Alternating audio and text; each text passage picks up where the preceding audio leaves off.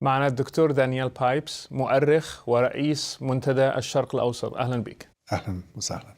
موضوعنا سيكون عن الإسلام والإسلاميين خصوصا في الغرب. أول سؤال، لما كنت عزمتك للبرنامج قلت بأنك تنتقد الإسلاموية والإسلاميين ولا تنتقد الإسلام. أنا أريد أن أعرف ما الفرق بين الاثنين.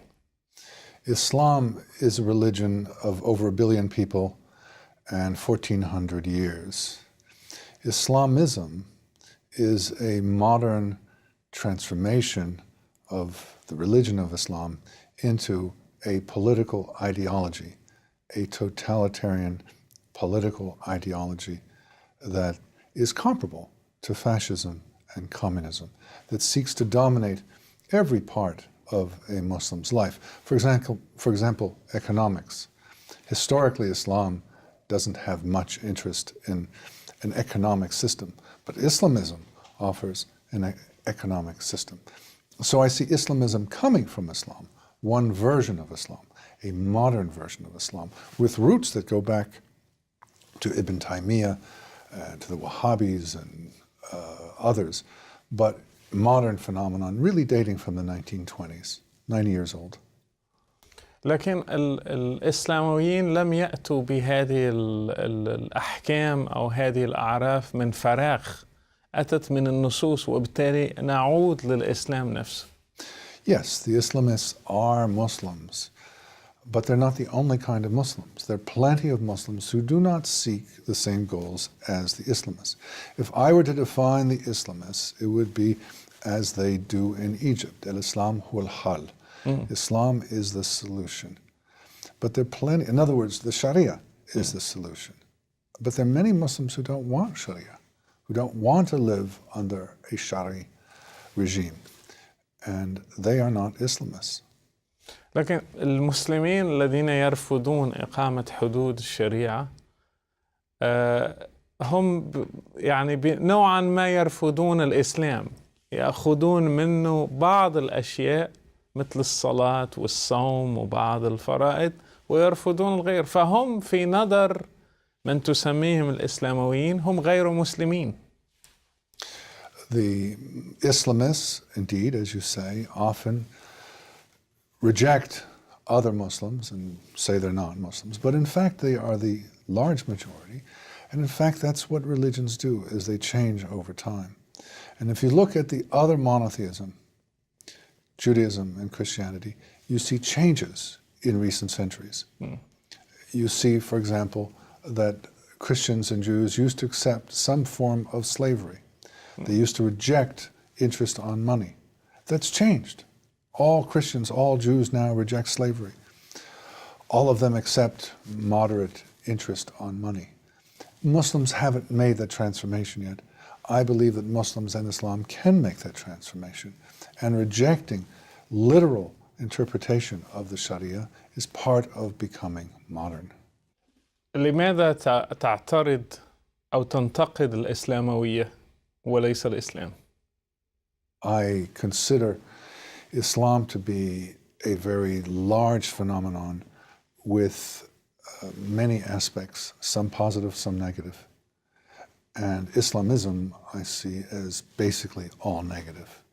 If I were to draw an analogy, it would be socialism and communism. I'm not a socialist. I don't like socialism, but socialism has done some good. They're not bad people necessarily, and they're not bad systems, as in, say, Sweden.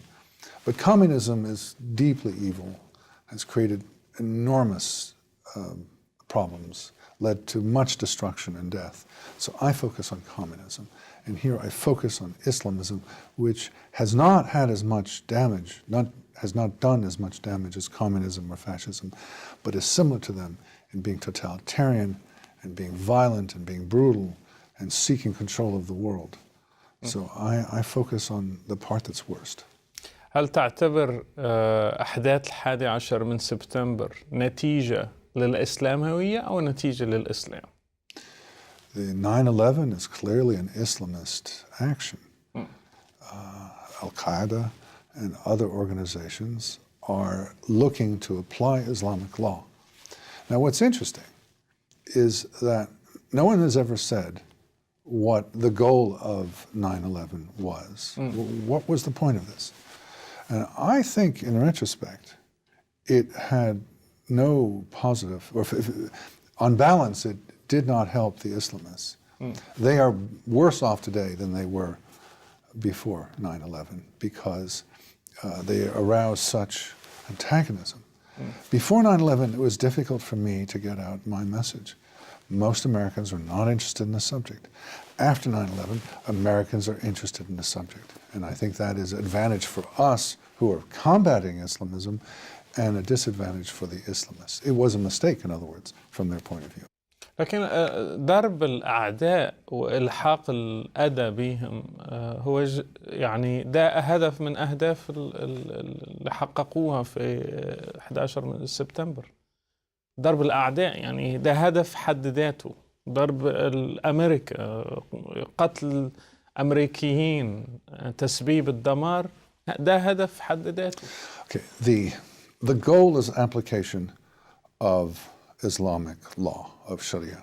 The goal is not to kill Americans. The goal is to apply Islamic law.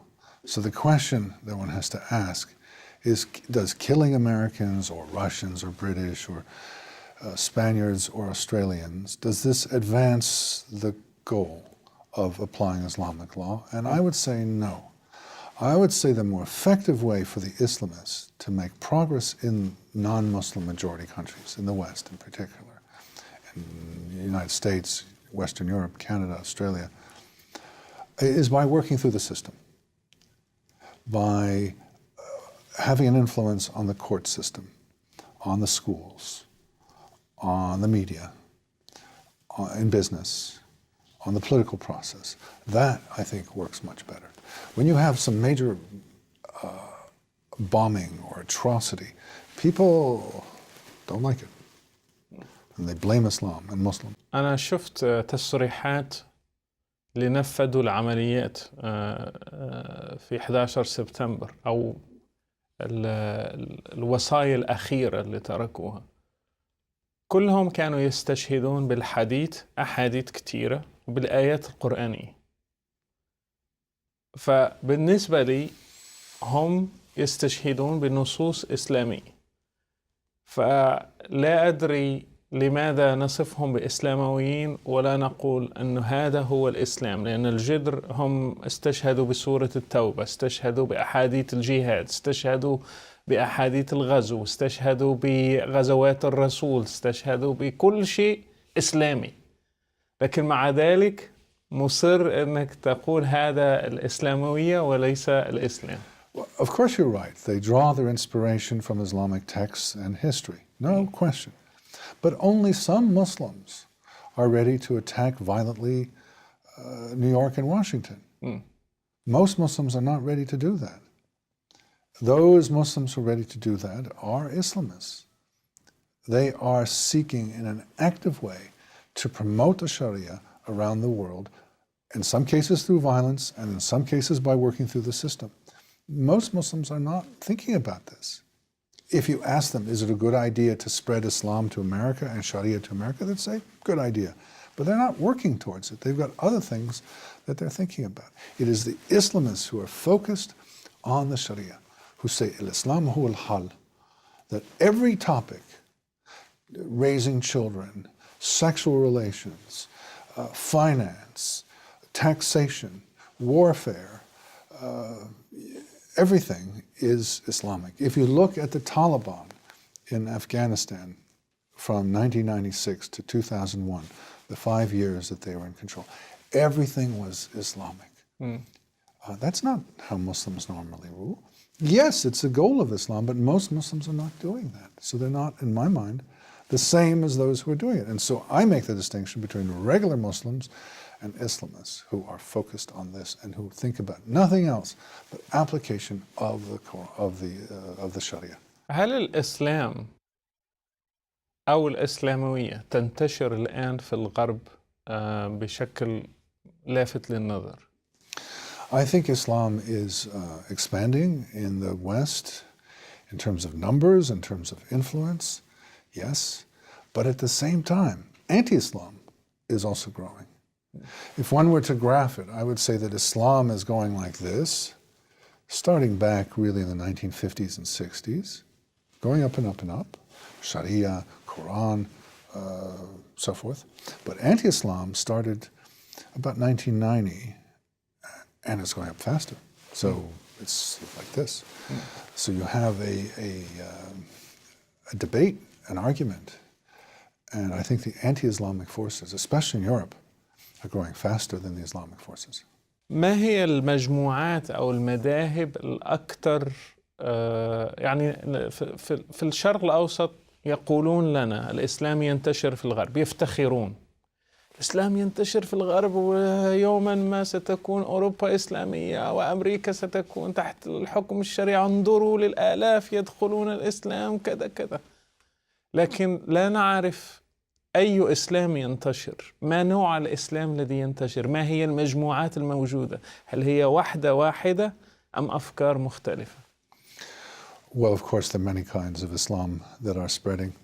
For example, the first Muslims in the United States to engage in da'wah were the Ahmadiyya from Pakistan. There is a Nation of Islam, which is a powerful presence in the United States in terms of ideas and history. There is the Ikhwani, the Muslim Brotherhood strain. There's the Wahhabi strain. There's the Deobandi strain. There's the Khomeini strain. There are many different kinds of Islam, and they are arguing among themselves. I think it is probably useful for them to have different approaches, not one single approach. It attracts different people at different times. ما هي أقوى المجموعات؟ I would say the strongest strain is the Muslim Brotherhood strain, which is to say, using violence sometimes, but mostly working through the system. وما هي أكثرهم نشاطاً؟ هل هي مجموعة الإخوان نفسها؟ In terms of violence? الأنشطة يعني يشتغلون بحماس أكثر. I would say yes, the Muslim Brotherhood is the most active. طيب بالنسبة لانتشار الإسلام في الغرب، ما هي العقبات التي تواجه الإسلام في الغرب بالخصوص في أمريكا؟ The main obstacle in the West is a historic fear of Islam and rejection of Islam. And the main vehicle to fight that is, in fact, the left, the political left. It is the left everywhere that is saying, you know, we can work with Islam, with Islamists. These are people who are poor, who are in need of help, who can be useful to us. And so generally, I think we can make this a universal generalization. One finds that the right is worried and the left is accommodating. So it's the left that's the key. If the forces of Islam and Islamism did not have the left, they would be much, much weaker. So it's the right that's the main obstacle, and it's the left that's the main assistant to the Islamists. لكن ألا يواجه الإسلام مثلا مشكلة الحداثة، أنه في الغرب لن يقبلوا الشريعة كما هي في الكتب، مثلا لن يقبلوا رجم الزاني أو الزاني، لن يقبلوا الجلد في الشوارع، لن يقبلوا تعدد الزوجات، لن يقبلوا القصاص، قطع اليد، لن يقبلوا أشياء كثيرة في الإسلام. فهل الإسلام يواجه الحداثة في الغرب؟ Good question. What one sees is a step-by-step process. For example, schools in Great Britain now open with halal kitchens without anybody really being asked about it. Or hospitals will put away the Bibles because they could be offensive. Or Christmas trees turn into winter trees. Mosques have certain privileges, that there be no bars in the vicinity, or medical personnel in hospitals get special allowance not to use cleaning agents that have alcohol in them. And so you have step by step by step small things. And it changes. It changes the environment.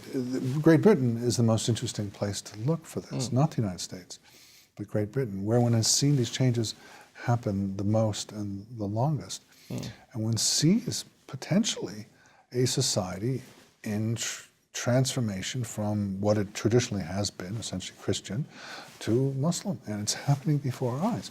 I don't think it will continue the whole way, but it's certainly moving fast. And there are protests. There is anger about it. There is resistance to it, but it is happening. لكن هل الإسلام نفسه يتأثر بالحداثة؟ يعني المسلمين لن يستطيعوا تطبيق الشريعة في الغرب، وهناك موجات ناس تطالب بالزواج المثليين مثلا، يطالبون فهل الإسلام سيصطدم؟ It's doing it in subtle ways. Let's take polygamy. Historically, let's take the United States and polygamy. Historically, there's great resistance to polygamy. The Mormons, it's been an issue for a century and a half, what to do about polygamy with the Mormons. With Muslims, it's not an issue.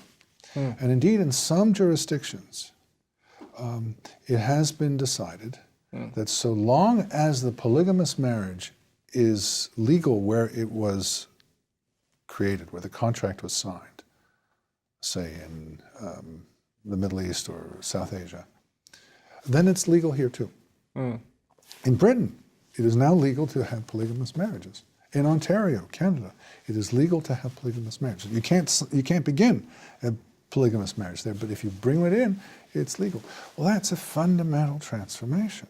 A very, very important change, and yet nobody's discussed it. Nobody even knows about it. And wherever you look, you're seeing little changes like this take place in schools, in public life in general. You're seeing these changes. هل ترى خطورة على الغرب من هذه التغييرات؟ I am very worried about these changes. I think the modern West is the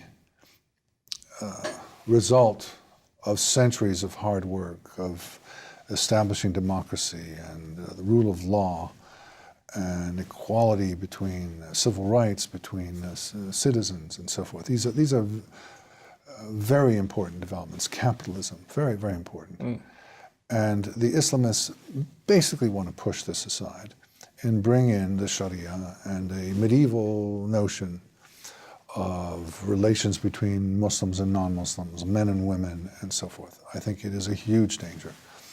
And therefore I fight this with everything I can bring to the battle, to say no. And I think that basically is saying to people, watch out, this is a danger. And as I mentioned before, the right, the political right, feels this instinctively. Political left does not. Political left is open. هل الإسلام سيتأثر بالحداثة؟ One of the great questions concerning Islam is, will it change like Judaism and Christianity have changed? So far one sees some changes, but also a great deal of resistance. In 1914, it looked like Islam was going to modernize in a way that it doesn't look in 2014. And yet, there are potential changes ahead. One of the most dramatic developments has just been in the course of 2013, where in country after country, and I'll mention in particular Turkey, Syria, and Egypt, there has been either rejection of the Islamist program or else fighting among the Islamists. And it looks to me that the Islamist movement is weaker in early 2014 than it was in 2013. So in other words, I've been watching it stronger and stronger and stronger, and now suddenly it's getting weaker. Is this a long-term trend? I don't know. It could be just a momentary. But it is striking, and I think it's well worth watching. I think Islamism may well be in trouble. And particularly for two reasons. They can't get along with each other, they can't cooperate, and secondly, the more Muslims learn about this program, the more they're saying, no thank you. ما هو الفرق بين الإسلام في الشرق الأوسط والإسلام في الغرب؟ In the West, of course, it's a new phenomenon, Islam, and so people don't really know it that well. And there's a great deal of misunderstanding, and it's easy to portray Islam to be what it's not. So people know it in the East, and they don't really know it in the West. But people are learning. Westerners know a lot more about Islam than they did 15 years ago. So things are changing. I mean, if you think about Buddhism, how much do most people know about Buddhism? Not that much. Well, 15 years ago, people didn't really know that much about Islam. Now, 15 years ago, you could not use a word like Sharia. No one knew what you're talking about. Or Islamism, jihad, the words that were obscure, technical words that no one knew. Today, I can go to a general audience, I can go in the media, and I can use these words without explaining what they mean. It's a big change. So people know less, but they're learning fast. هل أموال الشرق تساهم في انتشار الإسلام في الغرب؟ Very important. The Saudis in particular, 50 years ago, started spending money to build institutions that today are significant organizations around the world. Yes, particularly the oil money. Had there been no huge increase in the price of oil, had the Middle East not been the main source of oil and gas, I think things would have been quite different. It's really important. في الغرب نشاهد بعض الحركات الجديدة مثل الإسلام التدريجي Progressive Islam Movement وحركات حداثية في الإسلام.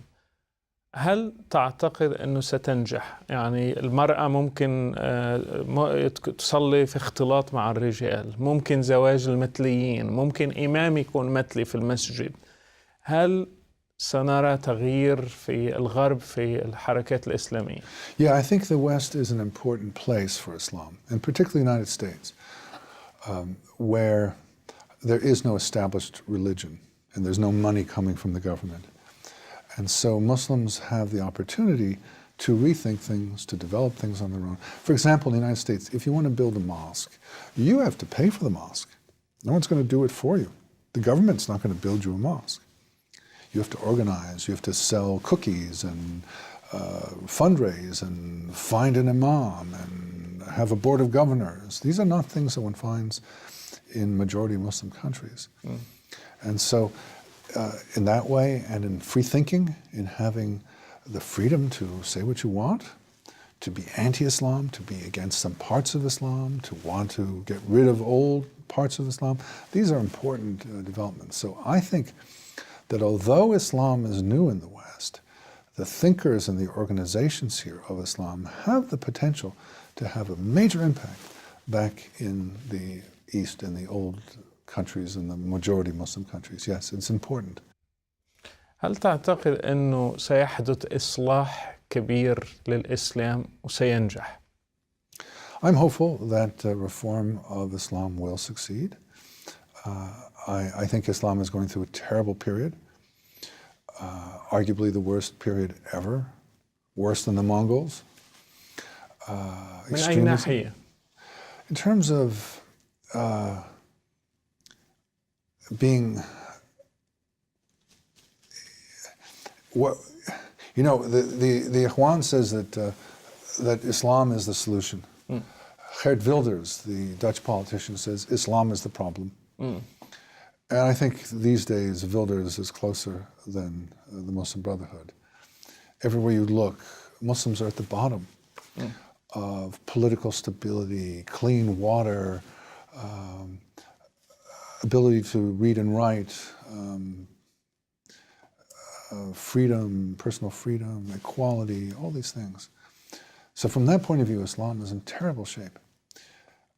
I think it's possible that out of this, and I'm hopeful that out of this will come a reform that will make Islam a more modern and more successful phenomenon. If you look at inventions, if you look at creativity, there's nothing, almost nothing coming from the Muslim world. It's so low. I'm a historian, and the insight of the historian is that things change over time. Just because something is this way today doesn't mean it will be this way in 50 years. And change is part of the human condition. And Islam is doing very, very badly today. I'm hoping it's reaching its bottom and will start going up, and there will be reform, and there will be modernization, there will be improvement in the lives of Muslims, and improvement in the lives of those who live near Muslims. I mean, today, wherever you look, non-Muslim neighbors of Muslims are having problems with the Muslims. I mean, in Thailand, it's become a major issue. In the Central African Republic, it's a major issue. In Bangladesh, it's a major issue. In Cyprus, in Israel, in Chad, in wherever you look, there are these problems. In Russia. So Islamism have become problems for the whole world. كم عدد المسلمين في أمريكا؟ The number of Muslims in America that I use is 2.5, 3 million, or a little less than 1% of the total population. كم عدد المتحولين؟ نسمع عن ناس يتحولون إلى الإسلام. كم تقدر عدد المتحولين إلى الإسلام في أمريكا؟ I estimate that the number of converts in the United States is about 1/4 to 1/3, about 750,000. And most of them are Black Americans who have converted through the Nation of Islam or descendants of converts to the Nation of Islam. Nation of Islam is a very important aspect of American Islam. لماذا تحصل هذه التحولات؟ الناس يتحولون للإسلام. There are different motives. Among American blacks, there is a social environment that encourages, there's institutions that encourage conversion, in particular in prisons. More broadly, there is rejection of the culture around you. If you want to say no to the United States, the ultimate way to say no is to convert, to be a Salafi. And you can say no to everything: clothing, food, sexual relations, everything changes. For some, it's a nostalgia for an earlier period. Islam is seen as old-fashioned and attractive in that way. For some, it's a vehicle for getting married, to join a new family. There are different motivations. هل هذا له علاقة بتاريخ البيض مع السود والعبودية، وجغرافيا أنه إفريقيا أكثرها، يعني خصوصا شمال إفريقيا والشرق الأوسط، ارتباطا مع بعض أكثر من ارتباطهم بالغرب كغرب؟ Well, let me answer the question historically. There have been 3 major eras of American Islam. The first was slavery. About 5-10% of slaves brought from Africa were Muslim.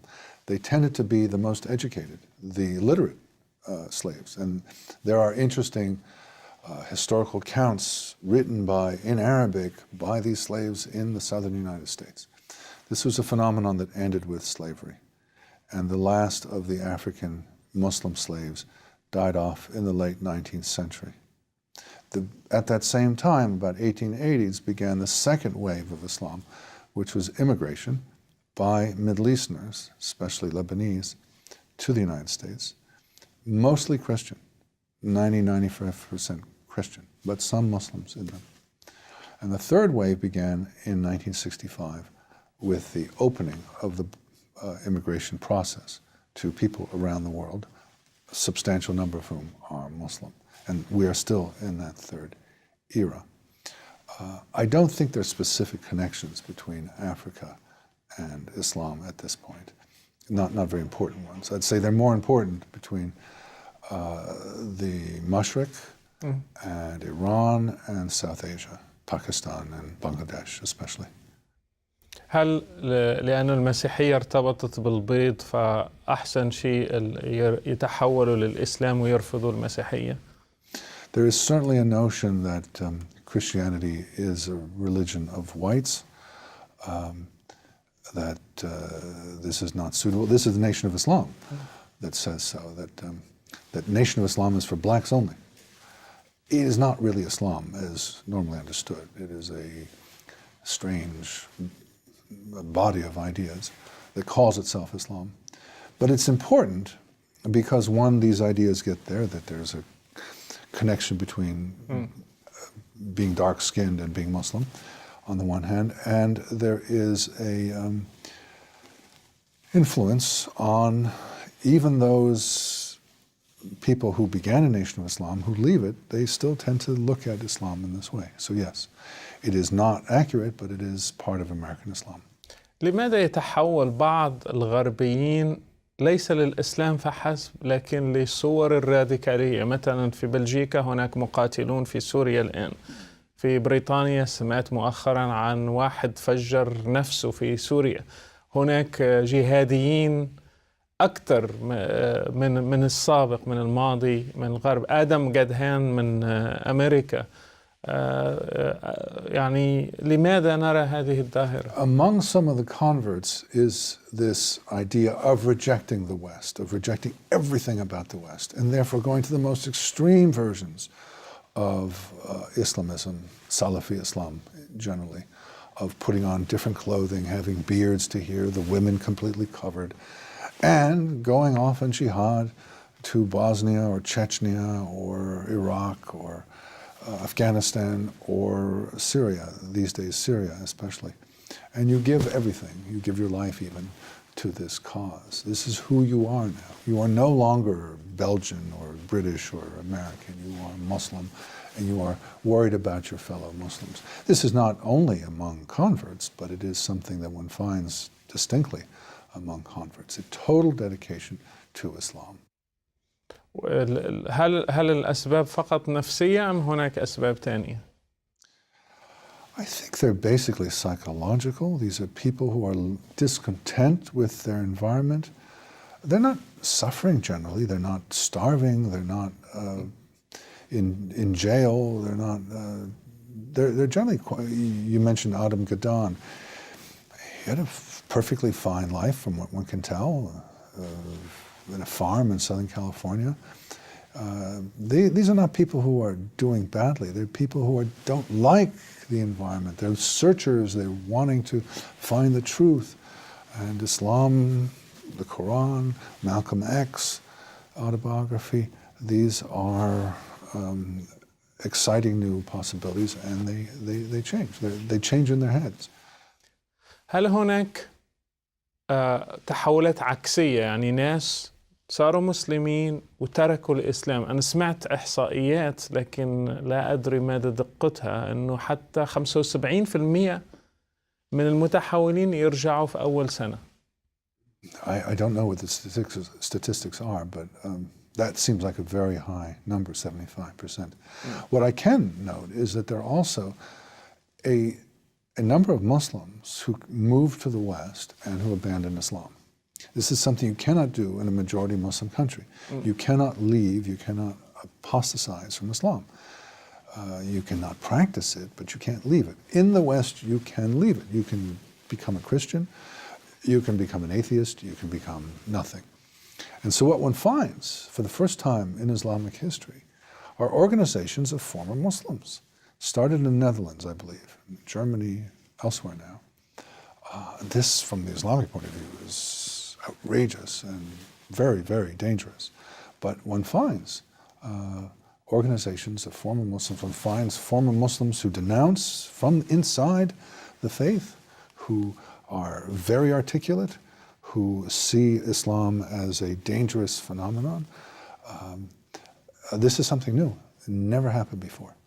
And so what one finds is opposing trends. One finds Westerners who are becoming Muslims. One finds Muslims who are becoming Westerners. You know, it's a cultural battle that's taking place. ما هو مستقبل الإسلام والإسلاميين بصفة عامة في الغرب كله في أمريكا بالأخص؟ The future of Islam in the United States is, I think, quite unpredictable today. I can see two potential paths. One is that the Islamist movement continues to dominate as it does today. That virtually every internet site and mosque and organization is Islamist. And so they will be a friction and confrontation, and Islam will do badly. How exactly, I can't tell you, but it won't come out well. The other possibility is that Muslims in the United States, converts, immigrants, realize that Islamism is not the way forward, that they need to integrate into the American body politic, American culture, and become good citizens, become patriotic citizens, accept the Constitution, in which case things will work out fine. In Europe, I'm quite sure that there will be a confrontation. I have no doubt there will be a confrontation. بين من ومن؟ Between the majority population that is not Muslim and the minority population that is Muslim. The 95% who are not Muslim and the 5% who are Muslim. Or whatever the numbers become. In the United States, I'm not so sure. It could well be that we avoid that confrontation. In part because we will learn from Europe. We will learn from them what not to do. And Great Britain in particular. The British are doing so many things that are very foolish. That we have an opportunity to learn from them. هل تعتقد أن الشريعة ستطبق في يوم من الأيام في أمريكا؟ No, I don't think so. I think we will resist it. But it will be a fight. We have to say no to it. We've never had a challenge like the notion of applying the Sharia, or to put it more dramatically, replacing the Constitution with the Sharia. It's never happened before. And Americans aren't really prepared for this in many ways. But there has been real education. And for me, the good news is that the political right understands this problem, with a few exceptions, but basically understands it. And my worry is the political left does not understand this problem. And so the real focus of attention must be the political left, because it's the one that's making this problem grow and grow. The Islamists are the Islamists. They are who they are. But it's the political left throughout the West that is opening the door to them. هل لو صحت هناك بعض التوقعات تقول أن أموال البترول ستختفي تدريجيا في العشريات القادمة، وأنه البترول يمكن يوجد له بدائل، وأنه يمكن لن يكون هو مصدر الطاقة، هل تعتقد أن الإسلاميين لما تجف منابع المال سيختفي المد الإسلاموي؟ I do think that reduction in oil and gas income will hurt the Islamist movement as a whole. Saudi Arabia, Qatar, Kuwait, Iran will all be less powerful than they are today. And so the international movement will be less powerful than it is today, yes. شكرا دكتور دانيال بايبس. Thank you.